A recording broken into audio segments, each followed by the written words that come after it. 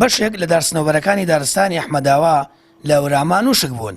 ئەمەش نیگەرانی لای دانیشتوانی ناوچەکە دروست کردووە و داوا لەلایەنە پەیوەندیدارەکان دەکەن ئەڕێ لە وشکبوونی تەواوی دارستانەکە بگیرێت کە ڕێژەیەکی زۆری سەوزایی و دیمەنێکی جوانی ژینگەیی بە سنوورەکە بەخشیوە. کاری سەرەکی ئەوەی کە ئەو غاباتە وای لێ هاتووە نەپرسینەوەی دەوڵەت زائیدەن هەر وشکە ساڵی کە هیچ دەسەڵاتی کەس نییە، بەڵام نەپرسینەوەی حکوومەتیش هۆکارێکی ترە، چونکە ئەحمەداوا هەموو کەس زانی چەمی زەڵم بە لایە دەڕوات. ئەگە حکوومەت ئیرادەی هەبووایە هەر ئەیتوانی بە ئاوی ئەو چەمەکە زۆرۆی بەهەدەر ئەڕوا بەڕاستی ئاوی ئەو غاباتە بدرایە وشک نەبووایە.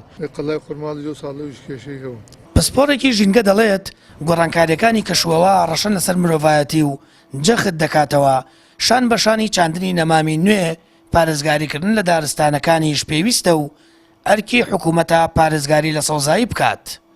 ئێمە چەندە گرنگکە کە ساڵانە هەڵمەتی نوام ناشتنەکەن زۆر لەوە گرنگترە کە ئێمە ئەو باخانێک کە هەمان پێشتر ئەو دارستانن دەستکرد و سروشتانێک هەمان پارێزگاری لەوانە بکەن کە ئەوی پارێزگارەکە لەوەیە کە تو بتوانیت سیاجێکی تایبەتان بۆ بکە ئەوانیان کە ڕێی تێتێ سیاجیان بۆ بکرێت ئاگر بڕیان بۆ بکرێت لە بابەتی سووتاندن مەترسیان لەسەر نەبێت هەروە پێویستە باخەوان نوشتیان بۆ دابین بکرێت بابەتی ئاودێریان بۆ تەرتیب بکرێت.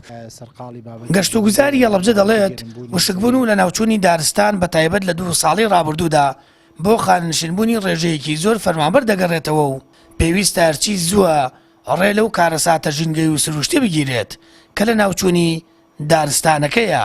یەکێک لە هۆکارە ئەساسیەکان پێم وایە ئەگەڕێتەوە بۆ خانەنشینبوونی ئەو ژمارە زۆرەی فەرمانبەر بە تایبەت لە کەرتی لە بەڕێبرایەتی گشتی کشتتوکاڵی هەڵەبجە یەکێک بوو لەو هۆکارانە لەبەرەوەی ئەم دارانە لەلایەنەوە خزمەتی باشەکران پێشتر، بەڵام لەبەرەوەی کە ئێستا ژمارێکی زۆر فەرمانبەریان وە کارمەندیان وە خانەنشین بۆمە هۆکارێک بۆ هۆکارێکی کەش کەمبوونەوەی ڕێژەی ئاوی ژێرزەویە.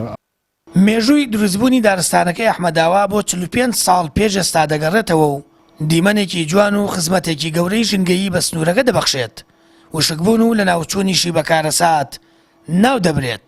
ئەمە یەکەم دارستان نییە دارەکانی وشک دەبن و لە ناو دەچن.